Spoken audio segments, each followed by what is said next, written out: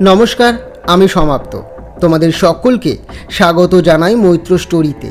আশা করি তোমরা সকলেই খুব ভালো আছো এবং সুস্থ আছো। চলে এলাম তারানাথ তান্ত্রিকের আরও একটি নতুন অভিজ্ঞতার কথা তোমাদের শোনাতে।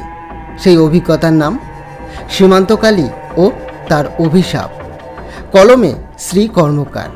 আর হ্যাঁ, তোমরা যারা যারা চ্যানেলটি এখনও সাবস্ক্রাইব করোনি তারা চটপট চ্যানেলটি সাবস্ক্রাইব করে রেখো আর একটা লাইক করে দিও।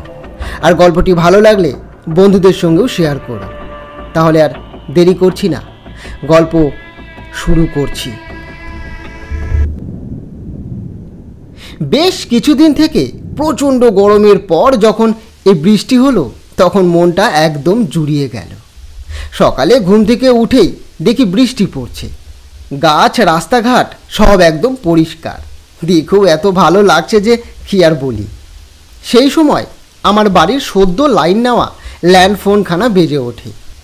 অফিসের কাজের জন্য জরুরি দরকার বলেই দরখাস্ত করে এই বিশেষ পরিষেবাটি পেয়েছি। তবে এখনও ওই অফিসের কাজ বাদে খোশ গল্প করতে রিসিভার কানে দিয়ে কাউকে জরুরি তলব করিনি। তবে ছুটির দিনে সকাল সকাল এই বস্তুটি বেজে উঠতে আমার প্রাণ যায় যায় অবস্থা। অনিচ্ছা সত্ত্বেও রিসিভার তুলে কানে দিলাম। আমার কিছু বলার আগেই ও পাশ থেকে কিশোরী আনন্দিত গলায় বলে উঠল, কি হে বিভূতি, উঠে পড়েছ দেখছি। হ্যাঁ, তা এত সকাল সকাল তুমি কোথা থেকে ফোন করলে? এবার কিশোরী বলল, এই তো পাশের বুথ থেকে। এখন তো দোকানে দোকানে সুবিধা আছে গো। হ্যাঁ, তা আছে বটে, তো তুমিও তো একটা নিয়ে নিতে পারো। এবার কিশোরী বলল, নেব, তবে তার আগে তৈরি থেকো। আজ তারানাথ ঠাকুর মশাইয়ের বাড়িতে যাব, কিন্তু হাঁটতে বেরিয়েছিলাম, কিন্তু বৃষ্টি নামায় আর তা হলো না, তাই ভাবলাম তোমাকে জানিয়ে রাখি ব্যাপারটা। ঠিক আছে, তুমি চলে এসো সময় মতন। আমি রিসিভার নামিয়ে রেখে গিন্নিকে বলে হাত মুখ ধুয়ে চা খেতে বসলাম। সকালের খাবার খাওয়ার পরও যখন বৃষ্টি থামলো না, তখন আর বুঝতে দেরি নেই যে আজ আর এই বৃষ্টি থামবেই না। কিশোরী এলো 9টার দিকে। আমরা ছাতা মাথায় হাঁটা লাগালাম। বৃষ্টি মুষলধারে না হলেও হচ্ছে। গলি থেকে এবার বড় রাস্তায় এলাম আমরা। কিছুটা যাওয়ার পর দেখি এক মন্দিরের চাতালের সামনে ভিড়, সবাই ছাতা মাথায় লাইনে দাঁড়িয়ে আছে। দুজনের কৌতূহল হতে কাছে গিয়ে দেখি মন্দিরের আরাধ্য দেবী শ্মশানকালীর পুজো হয়েছে আর এখন প্রসাদ বিতরণ চলছে। আমরাও লাইনে দাঁড়িয়ে পড়লাম। প্রসাদ পাচ্ছি, এ সুযোগ হাতছাড়া কি আর করা যায়? তাই আমাদের জন্য আর ঠাকুর মশাইয়ের জন্য বলে প্রসাদ নিয়ে আবারও আমরা রওনা দিলাম। বাড়ির সদর দরজায় কড়া নাড়তেই তারানাথ নিজে দরজা খুলে দেয়। আমরা বাইরের বারান্দায় ছাতা রেখে ভেতরে আসলাম। প্রসাদখানা তক্তপোষের উপরে রাখতেই তারানাথ সেটা দেখেই বলে ওঠে, এটা আবার কি? রাবড়ির ঠোঙা তো এমন হয় না। এবার কিশোরী বলে উঠল, আসবার সময় এক মন্দিরে প্রসাদ বিতরণ করছে, তাই আমরাও দেখে দাঁড়িয়ে গেলাম। এই কপাল যে প্রসাদ পেয়েছি, না হলে এর এমন নিমন্ত্রণ পায় কোথায় ঠাকুর মশাই? আমার সব বন্ধু বান্ধব তো বিয়ে থাই করেনি যে তাদের বাড়িতে পুজো হবে, থাকে তো সবাই মেসে। তবুও যদি বিভূতি পুজো টুজো করতো তবে একটু প্রসাদ পেতাম, কিন্তু সে ভাগ্যে কি আর আছে ঠাকুর মশাই? আমি একটু জোরের সাথেই বললাম, তা তুমি বিয়ে করলেই তো পারো, তাহলে তো ল্যাটা চুকে যায়। তোমার গিন্নি না হয় পুজো করবে আর খিচুড়ি রেঁধে খাওয়াবে আমাদের। কিশোরী একগাল হেসে বলে, তাহলে হয়েছে, তখন দক্ষ যুদ্ধ কে সামলাবে? দেবী তো পুজো পেয়ে সন্তুষ্ট হবে, আর যে পুজো দেবে তাকে কে সন্তুষ্ট করবে শুনি? তার খাটনির কথা শুনলে তো হবে না, আমাকেও তো কিছু করতে হবে নাকি? তারানাথ আমাদের কথা শুনে হেসে বলে, তাহলে এই জন্মে আর তোমার বিয়ে হচ্ছে না? আমি ঠাট্টা সুরেই বললাম, আচ্ছা ঠাকুর মশাই, বলুন তো ওর বিয়ে লেখা আছে কিনা কপালে, নাকি এভাবেই আমাদের জ্বালিয়ে মারবে? এবার তারানাথ বলল, বিয়ে সেটা কি আর দেখে বলা যায়? সে তো বিধাতার খেলা। আমি এটুকু বলতে পারি যে হবে হবে। এবার কিশোরী বলল, হ্যাঁ কেন? এতক্ষণ বুঝি ওই প্রসাদ নিতে নিতে মায়ের কাছে এই প্রার্থনাই করছিলে? আরে করলে ক্ষতি কি? এবার তারানাথ বলল, কিন্তু কোন দেবীর পুজো হলো? মা কালী? হ্যাঁ, আচ্ছা কাল রাত্রে কি অমাবস্যা ছিল নাকি ঠাকুরমশাই? মন্দিরে তো শ্মশানকালীর পুজো হয়েছে। এবার তারানাথ বলল, ছিল, ভালোই হয়েছে। কিছুদিন থেকে মায়ের প্রসাদের জন্য মনটা কেমন করছিল আমার, মা নিজেই পাঠিয়ে দিলেন। এবার কিশোরী বলল, বাহ, মা তবে আপনার মনের কথা বুঝে দেখছি। তাহলে তাহলে তো মাঝে মাঝে এভাবে প্রসাদ পেলে মন্দ হয় না ঠাকুরমশাই। তারানাথের মুখ হাসি হাসি। তিনি হাসি হাসি মুখে বললেন, হা হা হা, সে আর বলতে, মা আমার বড় অভিমানী হে, আবার ভালোবাসেন খুব। এবার কিশোরী বলল, হ্যাঁ কিভাবে বুঝলেন? তারানাথ বলল, ঠিক আছে বলছি, শোনো আগে, তাহলেই বুঝবে। তবে বাইরে এখন বৃষ্টি পড়ছে, আর তার সাথে খিচুড়ি, আহ আহ আহ, দারুণ লাগবে। সেবার যখন বাংলাদেশ বর্ডারের কাছাকাছি এক গ্রামের দিকে গেছি, তখন বর্ষা সবে শুরু হয়েছে। এক নাগাড়ে বৃষ্টি হচ্ছে দিন কয়েক থেকে। আমি বাড়ির উদ্দেশ্যে বেরিয়েছিলাম যে এবার আমি বাড়ি ফিরব। বাড়ির জন্য মন কেমন করছিল, তাই বাড়ির দিকে আমি ফিরছিলাম। অতি বৃষ্টির কারণে এক গ্রামের সীমানায় আটকে পড়েছিলাম। বৃষ্টির কারণে লোকের দেখা পাইনি তখনও যে কারো কাছে সাহায্য চেয়ে আশ্রয় নেব। আমার কাছে যা ছিল তাই গিয়ে দিন চালাচ্ছি কোনো মতে। তবে এভাবে আর কতদিন? তাই বৃষ্টি মাথায় করে বেরিয়ে পড়লাম আমি। কোনো মতে একখানা চট জোগাড় করে সেটাই মাথায় দিয়ে হাঁটা লাগালাম দুপুরের দিকে। সন্ধ্যের মধ্যে অন্তত কোনো আশ্রয় পেলে ভালো, না হলে গাছতলায় কাটাতে হবে। কারণ রাস্তায় এমন কাউকে খুঁজে পাইনি যে জিজ্ঞেস করব স্টেশন কত দূর বা কোনো গরুর গাড়ি পাওয়া যাবে কি না। তবে এত বৃষ্টিতে বন্যা হওয়ার সম্ভাবনা বেশি, তাই এক রাশ বিরক্তি আর দুশ্চিন্তা নিয়ে পথ হাঁটছি আমি। চারিদিক জলে ভেসে যাচ্ছে, মাঠ ঘাট সব জলে সমান। কোথায় পুকুর আর কোথায় রাস্তা বোঝা দায়। তবুও লাঠি হাতে, মাথায় শাল পাতার ছাতা করে ব্যাগ বগলে নিয়ে হাঁটছি আমি।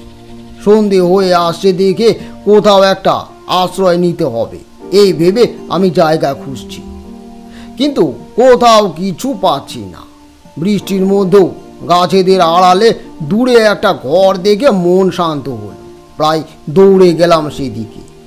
কাছে আসতে দেখি এটা কোনো বাড়ি নয়, একটা মন্দিরের ঘর মাত্র। কিন্তু ভেতরে উকি দিতেই দেখি সেখানে শূন্য বেদি পড়ে আছে। বিষয় দেখে আমার ভালো লাগলো না, কিন্তু মন্দিরের সিঁড়িতে পা রাখতে বুঝলাম এখানে ঈশ্বরের বাস আছে। তার প্রতি মূর্তি না থাকলেও সেখানে তার উপস্থিতি আমি টের পেলাম। ক্লান্ত অবিশ্রান্ত শরীর জবাব দিয়ে দিয়েছে তখন। তাই আর দেরি না করে ভেতরে আসি। প্রণাম করে ক্ষমা চেয়ে ঘরের একদিকের ওয়ালে হেলান দিয়ে আমি বসলাম। এছাড়া যে আর উপায় নেই, সেটা ঈশ্বর ঠিক বুঝবে। ভেতরে আসতে জিনিসপত্র একদিকে রেখে আমি বসেছি। তখন শরীর ভিজে একসা হয়ে গেছে, ঠান্ডায় আমি কাঁপছি। তখন কি করব আর কি করব না ভেবে পাচ্ছি না।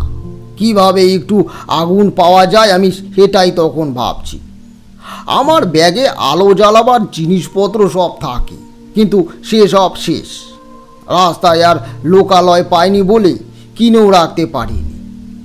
ওই ছোট্ট ঘরের কোণায় অন্ধকারে চোখ সয়ে এলে দেখতে পেলাম কিছু প্রদীপ পড়ে আছে। সেসব এনে আধ পোড়া সলতে জোগাড় করে কোনো মতে তেল বাকি প্রদীপ থেকে কেচে নিয়ে সেখানে একখানা দেশলাই পেলাম। তার কয়েকটি কাঠি অনেক কষ্টে সৃষ্টে জ্বালিয়ে প্রদীপ ধরালাম আমি। সেই তাপেই যতটুকু আরাম মিলে আর কি। যতটা সময় যেতে লাগলো আমার শরীর ঠান্ডায় আরও কাঁপতে শুরু করে।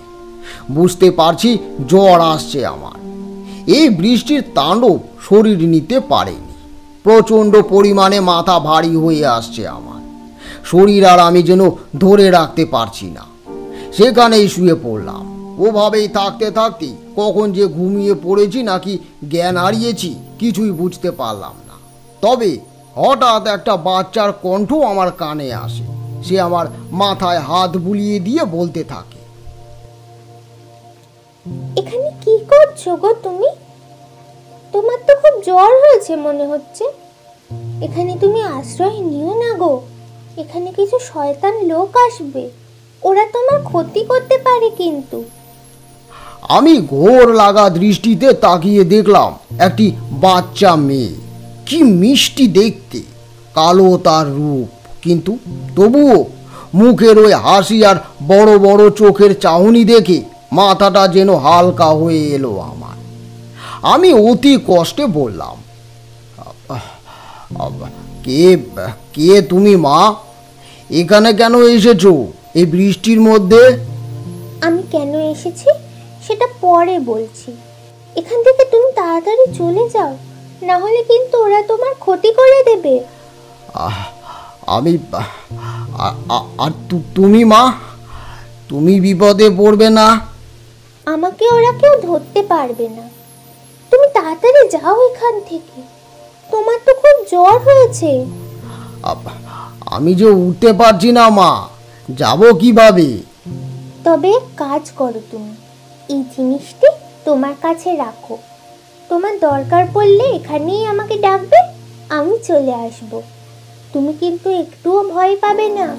তোমার সাহস আর ভক্তি তোমার শক্তি হবে। আমি এখন তবে চলি, ঠিক আছে? বাচ্চাটি কথা শেষ করে আমার বুকে মাথায় হাত বুলিয়ে দিতে আমি আবারও ঘুমিয়ে পড়ি। এবার যখন ঘুম ভাঙল তখন নিজেকে একটি শোয়ার ঘরে আবিষ্কার করলাম। বিছানায় আমি শুয়ে আছি। ঘরের ভেতরে আর কাউকে দেখতে পেলাম না। উঠে বসতে আমার খুব কষ্ট হলো, মাথা ঘোরাচ্ছে রীতিমতন। তাই হাত শোয়া হয়ে সব কিছু দেখে বোঝার চেষ্টা করলাম। ঘর দেখে মনে হচ্ছে বেশ অবস্থাপন্ন বাড়ি। এটা যে কোনো হাসপাতাল বা স্বাস্থ্যকেন্দ্র নয় তা ঘর দেখেই বোঝা যাচ্ছে।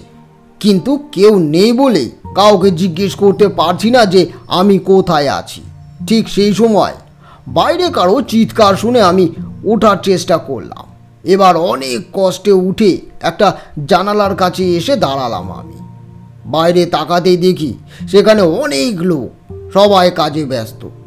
বাড়িতে কোনো অনুষ্ঠান আছে সেটা দেখেই বোঝা যাচ্ছে। চারিদিক ফুল আর রঙিন কাপড়ে সাজানো। বাড়ির পুরো অংশ চোখে না পড়লেও বুঝতে পারলাম বাড়িটি একতলা আর বিশাল। কিন্তু কাউকে চিনতে পারলাম না। ডেকে নিয়ে যে কথা বলবো সেটাও পারছি না। তখন আমার পেছন থেকে একটি আওয়াজ ভেসে আসে। আমি ফিরে তাকিয়ে দেখি একটি দেহাতি মানুষ দাঁড়িয়ে, তার হাতে খাবারের থালা। এবার লোকটি বলল, আপনি উঠে পড়েছেন? শরীর এখন কেমন আপনার? আমি ভ্রু কুঁচকে তাকিয়ে আছি। জবাব দেব কি দেব না ভাবছি। লোকটিকে তো আমি চিনিও না। কিন্তু আপনি কে আর আমি কোথায় আছি? এবার লোকটি বলল, আপনি আগে এগুলো খান, আমি বাবুকে গিয়ে বলছি, তিনি এলেই সবটা জানতে পারবেন। এই বলে বিছানার পাশে রাখা ছোট টেবিলে খাবারের থালা রেখে বেরিয়ে যায়। কাল থেকে পেটে কিছুই পড়েনি, তাই খাবার দেখে নিজেকে আর সামলাতে পারলাম না। থালার ঢাকনা সরাতে দেখি অনেক খাবার, লুচি, মিষ্টি, সবজি, ঝাল, এসব কিছু, আর এক ঘটি জল। পেট ভরে খেয়ে জল খেয়ে আবার শুয়ে পড়লাম, কেননা মাথাটা তখনও ঝিমঝিম করছে। দরজার কাছে একটা ভারী পায়ের শব্দ কানে আসতেই মাথা তুলে তাকালাম। দেখি একজন মাঝবয়সী মানুষ হাতে লাঠি নিয়ে জমিদারি কায়দায় দাঁড়িয়ে, তার মুখ হাসি হাসি। আমি উঠে বসলাম। লোকটি এগিয়ে এসে একখানা চেয়ার টেনে নিয়ে বসে পড়ল। কি শরীর কেমন এখন? একটু ভালো আছি, তবে মাথাটা। এবার লোকটি বলল, ঠিক আছে ঠিক আছে, কমে যাবে। ওই টেবিলের ড্রয়ারে ওষুধ আছে, আগে ওটা খান, তারপর সব বলছি। আমি জানি আপনার মনে অনেক প্রশ্ন। আমি বাক্য ব্যয় না করে ড্রয়ার থেকে ওষুধ বের করে খেয়ে নিলাম। পেটে খাবার যাওয়ায় শরীর অনেকটাই ভালো লাগছিল। আমি ঠিক আছি এখন। এখন বলুন তো, আমি এখানে এলাম কিভাবে? এই জায়গাটাই বা কোথায়? এবার লোকটি বলল, সব বলছি। তার আগে পরিচয় দিই নিজের। নমস্কার, আমি সত্যনারায়ণ বিশ্বাস। আমি একজন ব্যবসায়ী। জায়গা হলো বাংলাদেশ বর্ডারের কাছে ভাটপুকুর গ্রাম। আসলে কাল ভোর রাতে আমরা গিয়েছিলাম সীমান্তের ওখানে মন্দিরে। সেখানে শ্মশানকালীর মন্দির আছে। কাল আমার মেয়ের বিয়ে, তাই সেই মন্দিরে পুজো দিয়ে তারপর আমাদের বাড়ির বিয়ে হয়। তো পরশু সেখানকার মাকে ভাসিয়ে দিয়ে বেদি শূন্য রেখেছি, আর ভোর রাতে গিয়ে সেখানে শূন্য বেদি পুজো করতে হয়। এটাই আমাদের এখানকার নিয়ম। সেই মন্দিরের নাম হলো সীমান্ত মা কালী। আমার পূর্বপুরুষ থেকে সেই মন্দিরের পুজো হয়ে আসছে। বলতে পারেন এটাই আমাদের নিয়ম ঠাকুরমশাই। আর বিশেষ করে মেয়ের বিয়ের আগে সেই মন্দিরের শূন্য বেদির পুজো দিয়ে তারপর সেখানে মায়ের নতুন মূর্তি বসানো হয়। আর মাকে যে পুজোয় সিঁদুর দেওয়া হয় সেটাই বিয়ের সময় সিঁদুর দানে নেওয়া হয়। আর সেই পুজো দিতে গিয়েই তো আপনাকে অজ্ঞান অবস্থায় সেখানে পেলাম আর নিয়ে এলাম। সব মায়ের ইচ্ছে, বুঝলেন, সব মায়ের ইচ্ছে। না হলে আপনি কেন সেই মন্দিরে আসবেন? আমাদের এই মন্দিরের অনেক নাম ঠাকুরমশাই। মা যাকে সেই মন্দিরে আশ্রয় দেয়, পুজোর আগে তাকে দিয়েই আমরা পুজো করাই। তাতে যার নামে পুজো করা হয় তার জীবনের সব বাধা কেটে যায় ঠাকুরমশাই। মা আপনাকে নিজেই পাঠিয়েছেন আমার মেয়ের জীবন বাঁচাতে। সত্যবাবু হাত জোর করে কেঁদে ওঠেন। আমি অবাক হয়ে তাকিয়ে আছি। কিন্তু আমার পরিচয় জানবেন না? আমি ভালো না খারাপ মানুষ সেসব জানতে চাইবেন না? এবার সত্যবাবু বললেন, সেসব দরকার নেই ঠাকুরমশাই। মা যখন আপনাকে আমার কাছে পাঠিয়েছেন, আপনি ভালো মানুষই হবেন। আপনার জন্য আমার মেয়েটা বেঁচে যাবে। আর তাছাড়া আপনার ব্যাগ আমি দেখেছি, সেখানে অনেক মালা আর পুজো সামগ্রী আছে। আপনি যে ঠাকুরমশাই সেটা আমি আগেই বুঝতে পেরেছি। না, তেমন কিছু না। আমি মায়ের সেবক মাত্র। তবে আমার নাম তারানাথ চক্রবর্তী, থাকি বীরভূমে, ঘুরে বেড়াই আপন মনে। তবে এবার বাড়ি ফিরছিলাম, হঠাৎ বৃষ্টিতে আটকে পড়ে এই বিপত্তি। আপনাকে অনেক কষ্টের মধ্যে ফেলেছি, তা আমি বুঝতে পারছি। এবার সত্যবাবু বললেন, না এমনভাবে বলবেন না ঠাকুরমশাই। আপনি যে আমাদের উদ্ধার করতে এসেছেন আমি জানি সেটা। কিন্তু কিভাবে আমি উদ্ধার করব? আপনার মেয়ের কি হয়েছে? এবার সত্যবাবু বললেন, দেখুন, আমি জানি আপনার উপরে মায়ের আশীর্বাদ আছে। না হলে আপনি মন্দিরে কেন থাকবেন, তাও আবার আমার যাওয়ার আগে? এটা তো কাকতালীয় হতে পারে না। কিন্তু সেসব না হয় বুঝলাম, তবে আপনার মেয়ের জীবন বিপন্ন কেন? আর এই নিয়ম কেন মন্দিরে? এবার সত্যবাবু বললেন, আমাদের বংশের এটা রীতি বলতে পারেন। আসলে আমার ঠাকুরদার যে পিসি ছিলেন, তার নাকি জোর করে বিয়ে দেওয়া হয়। বাড়ির পাশে বিয়ে হয়েছে, কিন্তু সংসারে তিনি নাকি টিকতে পারেননি। সে করতে চায়নি বিয়ে সেই বাড়িতে। ওরা ভালো ছিল না। তবে ঠাকুরদাদার যে ঠাকুরদা ছিলেন তিনি খুব জেদি ছিলেন, তাই মেয়েকে মেরে ধরে বিয়ে দেন। শ্বশুর বাড়িতে খুব অত্যাচার সহ্য করেই ছিলেন, কিন্তু একদিন আর সহ্য করতে না পেরে গায়ে আগুন লাগিয়ে ওভাবেই দৌড়ে আসে এই বাড়িতে। অভিশাপ দেন যে এই বাড়ির মেয়েদের বিয়ে হলে কেউ সুখী হবে না। এরপর এরপর তাই হয়েছে। তবে এক তান্ত্রিক বিধান দেন যে শ্মশানকালীর পুজো দিতে হবে, এমন কোনো পূজারীকে যে এখানকার মানুষ নয়, ভিন্ন গায়ের। আর পুজোর পর তার রক্ত মাকে আহুতি দিতে হবে, তাও নিজের গায়ে আগুন লাগিয়ে। মানে যে কোনো শরীরের একটি অংশ আগুনে পুড়িয়ে সেখান থেকে রক্ত দিলেই হবে। সেই বিধান মতন পুজো করে ঠাকুরদার পিতামহ তার মেয়েকে বাঁচাতে চেয়েছিলেন, কিন্তু পারেননি। তবে তার ছেলের ঘরের মেয়ের সংসার বাঁচাতে পেরেছিলেন। এরপর আমার পিসি, এখন আমার মেয়ে।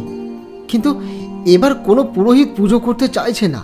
অনেকেই আগুনের বিষয়টি শুনে পিছিয়ে যাচ্ছে। আমি মায়ের কাছে মাথা কুটে বলেছি সে যেন নিজে কিছু একটা করে। আর সত্যি সত্যি এবার হয়তো এই অভিশাপ থেকে মুক্তি পেতে আপনাকে নিজে থেকে পাঠিয়েছেন মা। এবার আপনি কিছু করুন ঠাকুরমশাই। এ বলেই সত্যবাবু প্রায় আমার পায়ের উপরে পড়েন। আমি দুর্বল শরীরে কোনো মতে তাকে উঠিয়ে বললাম, ঠিক আছে, আমি আমার সাধ্য মতন চেষ্টা করব, তবে তার আগে আমাকে পুরো বিষয়টি বুঝতে একটু সময় দিন। এবার সত্যবাবু বললেন, কিভাবে যে আপনাকে ধন্যবাদ জানাবো সেটা ভেবে পাচ্ছি না ঠাকুরমশাই। সব মায়ের ইচ্ছে। জয় মা। তাহলে আমার মেয়ের জীবন বিপন্ন। আমার গিন্নি একবার বলেছিল যে ওকে বাইরে কোথাও নিয়ে গিয়ে বিয়ে দিলেই তো হয়, কিন্তু নিজের বাড়ি থাকতে বাইরে হবে কেন বলুন তো ঠাকুরমশাই। তাই আমি মায়ের শরণাপন্ন হয়েছি। ও, আমার মেয়ে আর গিন্নির সাথে তো পরিচয় করিয়ে দিইনি আপনাকে। আপনি শুয়ে থাকুন, আমি ডেকে আনছি ওদের, আমি ডেকে আনছি।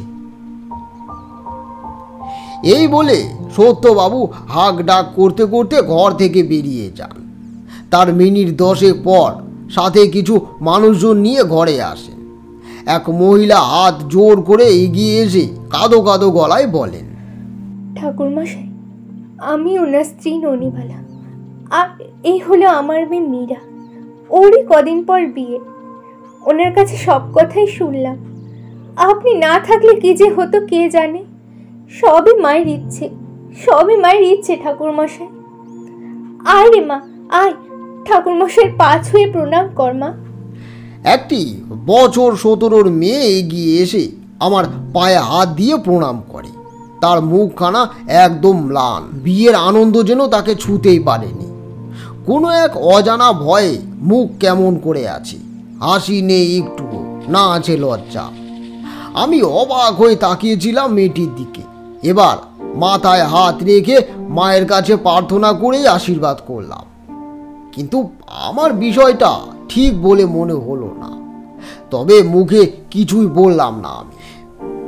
মীরার মাথায় হাত রাখতেই বুঝতে পারলাম সে চমকে উঠল মৃদু, এবার পিছিয়ে গেল। ননিবালা দেবী সেটা বুঝতে পেরেই বললেন, আসলে ওর মনেও তো ভয়, পাত্রপক্ষ কিছুই জানে না, তাই মেয়েটা আমার আনন্দ পর্যন্ত করতে পারছে না। যদি কারো কিছু হয়ে যায়, সে নিজের ঘাড়ে সব দোষ নিতে চায়। কিন্তু আপনি বলুন না ঠাকুরমশাই, এখানে তো ওর দোষ নেই। সব এই পুরোটাই একটা লোক প্রচলিত কথা। গ্রামের মানুষ এসব আর বিশ্বাস করে না। কত বছর হয়ে গেছে, তবুও মেয়ের বিয়ে বলে সীমান্ত কালী মায়ের মন্দিরে পুজো দেয়। কই, ওদের তো কিছুই হয়নি এখনো।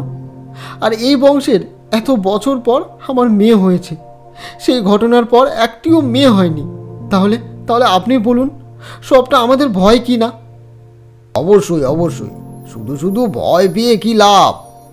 মা কোনো দিন তার সন্তানের ক্ষতি চায় না। মায়ের আশীর্বাদ আছে তোমার উপরে মীরা, তুমি ভয় পেও না। এবার সত্যবাবু বললেন, আমি জানতাম আপনি না করবেন না, আমি জানতাম। আর আপনি থাকলে কিছুই হবে না। আমার মেয়ের আর কোনো চিন্তাই নেই। দেখুন, সাথে আরও লোক নিয়ে এসেছি, সব গ্রামবাসী। আমার আত্মীয় বলে তো কেউ নেই, ওরাই সব আপনাকে দেখতে এসেছে ঠাকুরমশাই। সবাই সকলে এসে আমাকে প্রণাম করতে শুরু করে। আমার তখন বড়ই বিব্রত বোধ হয়। আমি ইতস্তত করে বলি, আবার ঠিক আছে ঠিক আছে ঠিক আছে, আমি তেমন কেউ নই, সব মা, তাকে ভক্তি প্রণাম করলেই হবে। সত্যবাবু, বলছি আমার ব্যাগখানা কোথায়? সত্যবাবু লোককে বলে আমার ব্যাগ আনিয়ে দিলেন। আমি সেখান থেকে একখানা লাল মালা বের করে মীরার দিকে এগিয়ে দিয়ে বললাম, মা, এই মালাখানা নাও, যখন মনে খুব ভয় হবে বা চিন্তা হবে তখন এই মালা নিয়ে মায়ের নাম জপ করবে, দেখবে সব ঠিক হয়ে যাবে। ননিবালা দেবী আবারও প্রণাম করে মেয়েকে নিয়ে চলে যান। সত্যবাবু আমাকে বিশ্রাম করতে বলে লোকজন নিয়ে বেরিয়ে যান ঘর থেকে। আমি ব্যাগ এক জায়গায় ঝুলিয়ে রেখে নিজের পরনের কাপড়খানা দেখলাম। এবার মনে পড়ল এটা তো আমার জামা নয়, তাহলে তারাই আমার ভেজা জামা সরিয়ে শুকনো জামা দিয়েছেন। কালকের রাতের কথা মনে করতে তখন মনে পড়ে জ্ঞান হারানোর আগে একটা বাচ্চা মেয়েকে দেখেছিলাম, কিন্তু সে মেয়েটি কি যেন বলেছিল, এখন আর মনে করতে পারছি না। কি বা বলেছিল, কোথা থেকে এলো কে জানে। তবে আমাকে কিছু বলেছিল, ঠিক কি বলেছিল মনে পড়ছে না কিছুতে। ভাষা ভাষা মনে আছে আমার বুকের কাছে হাত রেখে কিছু একটা করছিল, সেটা মনে পড়তেই নিজের বুকে হাত দিতে শক্ত কিছু হাতে ঠেকে। এবার দেখি গলায় আমার একখানা সুতো জাতীয় কিছু ঝোলানো, আর প্রান্ত ভাগে কাপড়ের কিছু একটা। খুলতে যাব, কিন্তু মন কেন জানি সায় দিল না। বারবার মনে হতে লাগলো এটা পড়ে থাকলে আমার ক্ষতি কেউ করতে পারবে না, কিন্তু এমন কেন মনে হলো সেটাও বুঝে উঠতে পারলাম না। আমি জানালার সামনে এসে দাঁড়িয়ে দাঁড়িয়ে বাইরেটা দেখছি। শুয়ে থাকতে থাকতে শরীর মন অবশ হয়ে এসেছিল আমার। সারাটা দিন এমনিভাবেই কেটে যায়, লোকের আনাগোনা ব্যস্ততা যেন ফুরোই না। এর মাঝে সত্যবাবু ও ননিবালা দেবী এসে আমাকে দেখে গেছেন এবং খাবারও দিয়ে গেছেন। এখন শরীর অনেকটাই ভালো, জ্বর কমেছে অনেকটাই। রাতের খাবার খেয়ে ঘুমিয়ে পড়েছি। ঘরের জানালা খোলাই ছিল, শুধু দরজাখানা লাগিয়ে দিয়েছি। সকাল থেকে বাড়িতে লোকের এত ভিড় ছিল, আর এখন সব চুপচাপ, একদম শান্ত। বিছানায় শুয়ে থাকতে থাকতে কখন যে ঘুমিয়ে পড়েছিলাম তার আমি জানি না। হঠাৎ কিছু একটা শব্দে ঘুমটা ভেঙে যায় আমার। এবার বুঝতে পারি কেউ আমার দরজায় মৃদু টোকা দিচ্ছে। এত রাতে কে হতে পারে, এই ভাবনাটা মাথায় আসতে উঠে গিয়ে দরজা খুলতেই যাব, তখন বাইরে থেকে একটা ফিসফিসে গলায় আওয়াজ পেলাম। মনে হলো কেউ যেন বলছে, আপনি এখানে থাকবেন না, চলে যান। ওরা কি বলছে বলুক, সে নিয়ে একদম ভাববেন না, চলে যান, দেরি করে লাভ কি। আমি বললাম, কে কে বাইরে, কে, পরিচয় দাও আগে। আর কোনো উত্তর নেই। আমি কিছুক্ষণ অপেক্ষা করে যেই দরজা খুলেছি দেখি বাইরে কেউ নেই, বারান্দায় একদম ফাঁকা। সারাদিন ঘর থেকে একটুও বের হয়নি, তাই বাড়ির কোন দিকে কি আছে কিছুই জানি না। এবার বাইরে এসে বারান্দা থেকে নেমে সোজাসুজি এগিয়ে এসে দেখি সদর দরজা খোলা, সেখানে একটি নারী অবয়ব দাঁড়িয়ে। আমার কেমন যেন সন্দেহ হলো, দ্রুত পায়ে এগিয়ে গেলাম। আমি কিছু না বুঝে বলে উঠলাম, মীরামা, তুমি এভাবে বাবার সম্মান ধুলোয় মিশিয়ে চলে যেও না মা। যে যতই তোমাকে জোর করে বিয়ে দিক না কেন, সকালে তোমার মুখ দেখে বুঝেছি এই বিয়েতে তোমার মত নেই মা। আমাকে খুলে বলো, সবটা খুলে বলো মা। আমি কথা দিচ্ছি, আমি সত্যবাবুর সাথে কথা বলবো, তাকে বুঝিয়ে বলবো সবটা। অবশ্যই তিনি মানবেন, কিন্তু এভাবে মা তুমি চলে যেও না। নারী মূর্তি আমার কথা একটুও নড়ল না, ঠায় সেখানেই দাঁড়িয়ে রইল। আমি উপায় না দেখে আরো এগিয়ে গেলাম, কিন্তু তবুও কোনো তার তার স্থান পরিবর্তন হলো না। এই দেখে নিজেই হাত দিয়ে তাকে স্পর্শ করতে যাব, সেই সময় বারান্দার দিক থেকে সত্যবাবুর গলা ভেসে আসে, ঠাকুরমশাই, আরে অন্ধকারে কি করছেন? কোথাও যাবেন? কুয়োর পার ওদিকে নয়। আমি চমকে গিয়ে হাত নামিয়ে নিয়ে পেছনে ঘুরে দেখি, ও আচ্ছা, আপনি ঠিক আছে, কিন্তু এখানে কে? এই বলেই সামনে ঘুরতে দেখি কেউ নেই। দরজায় আমি একা দাঁড়িয়ে আছি। সত্যবাবু এবার নিজে এগিয়ে এসে আমার হাত ধরলেন, আমাকে সরিয়ে দরজা বন্ধ করে বলেন, বাইরে যাওয়ার দরকার নেই, এমনি কেউ নেই এখন পাহারায়, আমিই ছিলাম। হঠাৎ আপনার ঘরের আওয়াজ হতেই আমি বাইরে আসি। আসুন আসুন, এইদিকে কুয়োর পার, আসুন। আমি হতভম্বের মতন তাকিয়ে আছি, তাকে কিছুই বলতে পারছি না, বুঝতেও পারছি না। সীতা হলে মীরা ছিল না। শুধু শুধু তাকে আর কিছু জানিয়ে লাভ নেই বলে জিজ্ঞেস করলাম আমি, তাহলে মীরা মা কোথায় আছে? এবার সত্যবাবু বললেন, ওর মা ওর সাথে আছে, আমি সব কিছু পাহারা দিচ্ছিলাম। কাউকে বিশ্বাস নেই ঠাকুরমশাই, বিয়ে বাড়ি বলে কথা না, ভয় হয়, তাই আর কি। না না, বাহ, ভালো করেছেন, ভালো করেছেন। কুয়োর পার থেকে হাত মুখ ধুয়ে আবার নিজের ঘরে এলাম। সত্যবাবু চলে গেলেন তার ঘরে, কিন্তু আমার ঘুম আসছে না কিছুতে। কে এসেছিল? সেই নারী কে? কি বলল? কেনই বা চলে গেল? আর কেনই বা আমাকে চলে যেতে বলল? কিছুই বুঝতে পারছি না। মীরা কি তাহলে সত্যি এ বিয়ে করতে চায় না, নাকি সবটাই আমার মনের ভাবনা? কি সব ভাবছি আমি জানি না। কখন ভাবতে ভাবতে ঘুমিয়ে পড়েছিলাম। ঘুম ভাঙলো বাইরের লোকের আওয়াজে।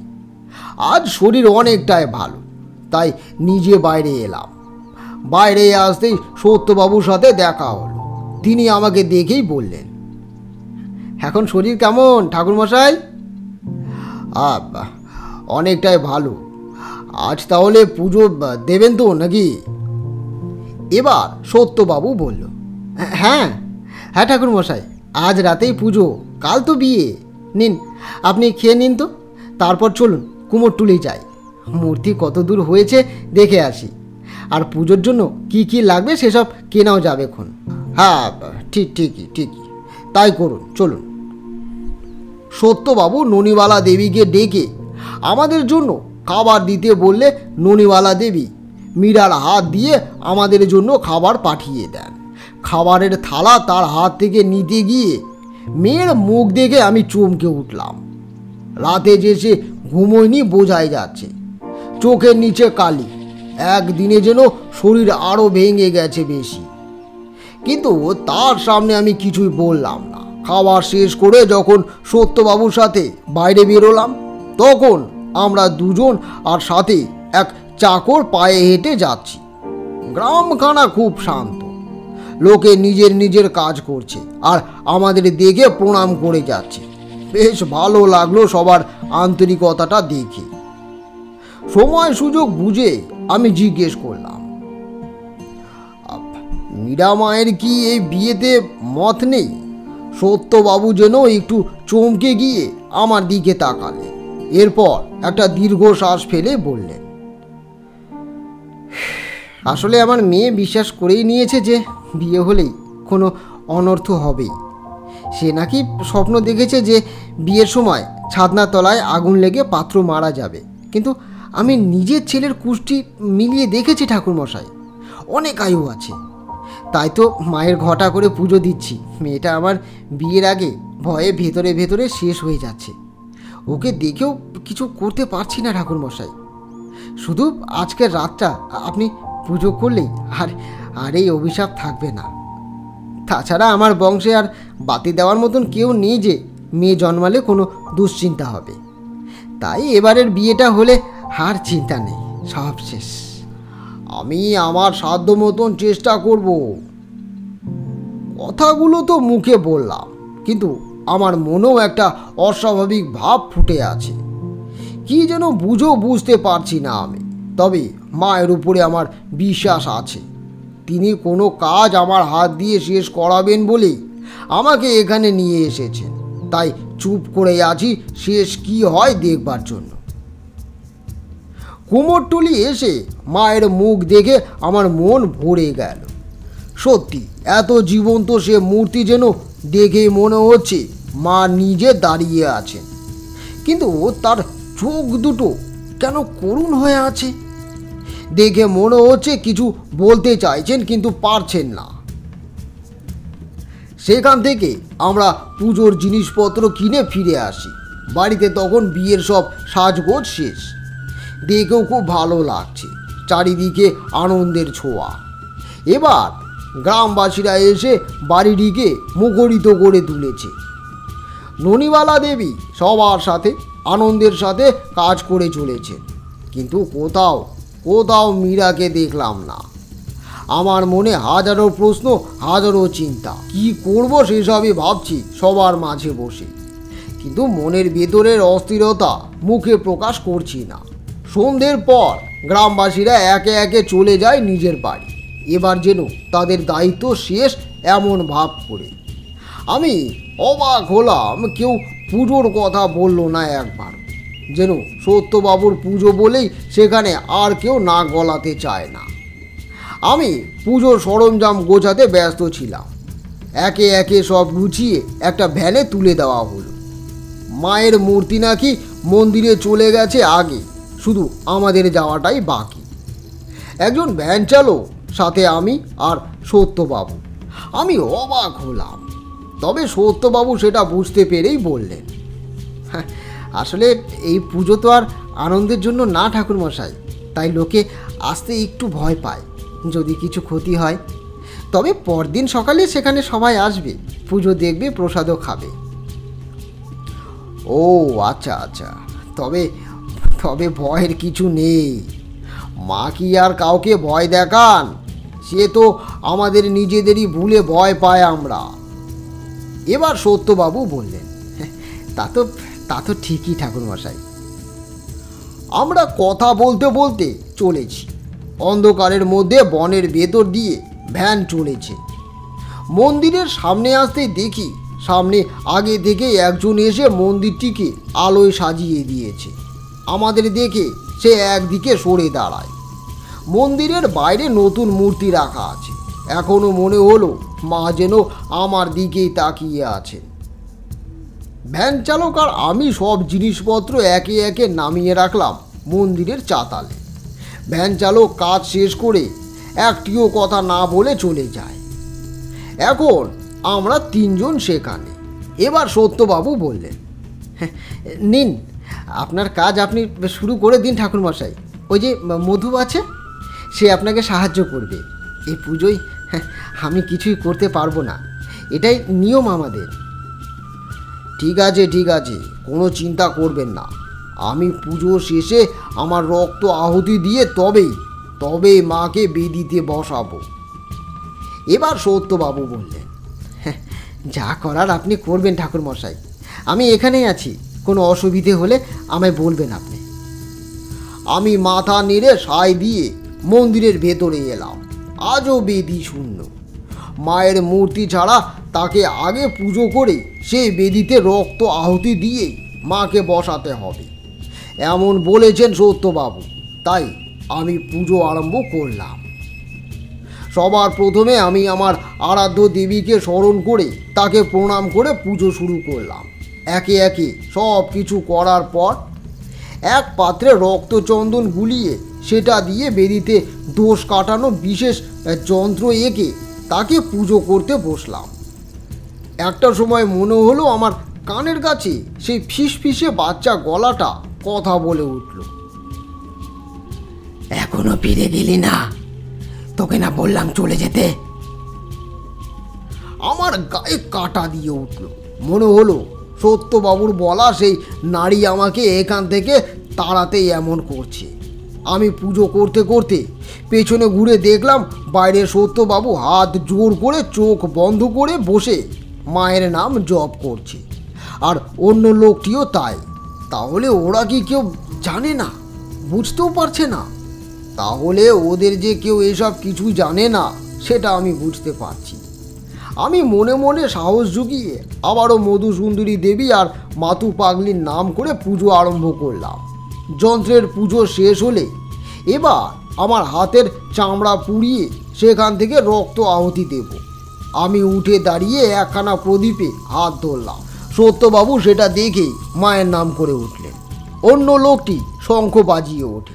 যন্ত্রণায় আমার মুখ কুঁচকে যাচ্ছে, কিন্তু দায়িত্ব পালনের জন্য দাঁতে দাঁত চেপে সহ্য করছি সব।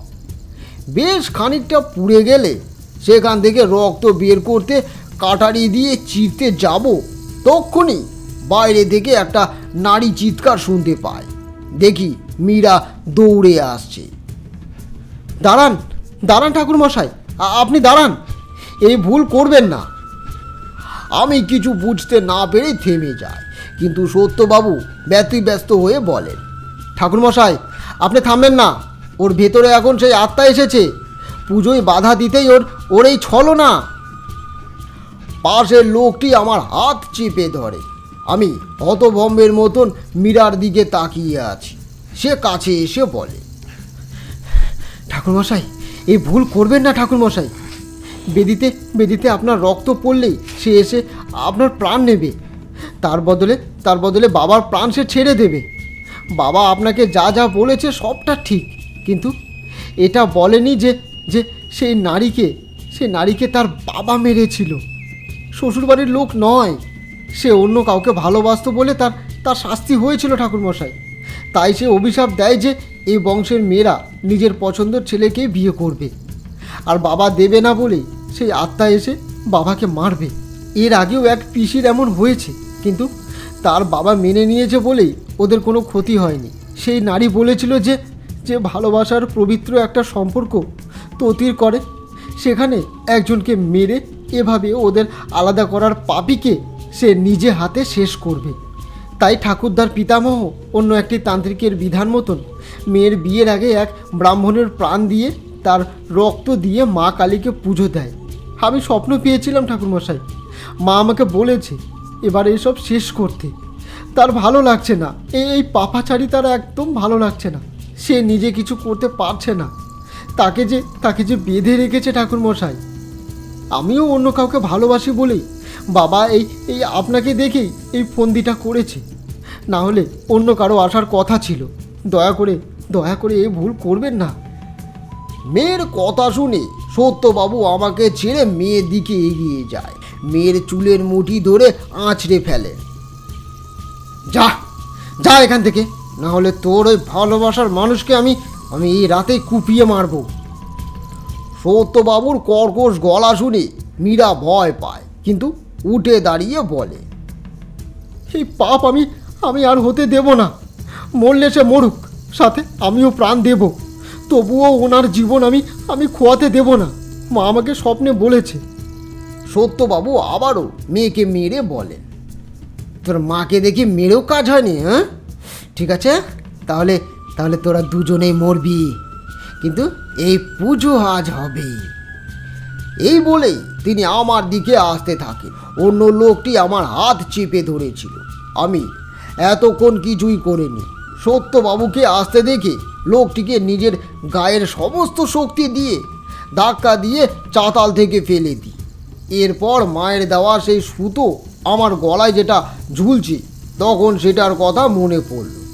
সাথে সাথে সেটাকে খুলে দেবীর দিকে পাপ বিনষ্টকারী যন্ত্রের উপরে ছুঁড়ে দিতেই আকাশে বিদ্যুৎ চমকে ওঠে। সেই আলোয় স্পষ্ট দেখতে পেলাম মীরার পেছনে একটি নারী মূর্তি দাঁড়িয়ে আছে। সে এগিয়ে এসে সত্যবাবুর গলা চেপে ধরে, তাকে মন্দির থেকে হিড় হিড় করে টেনে বের করে বাইরে নিয়ে আসে। এক পাক উত্তাল হাওয়া এসে আমাদের যেন টলিয়ে দিয়ে যায়।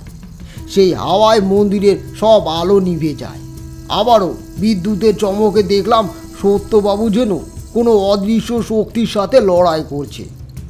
হঠাৎ নিচে পড়ে যেতেই তার উপরে আকাশ পুড়ে এক বিদ্যুতের ঝলসানো আগুন এসে পড়তেই তার শরীর জ্বলে ওঠে।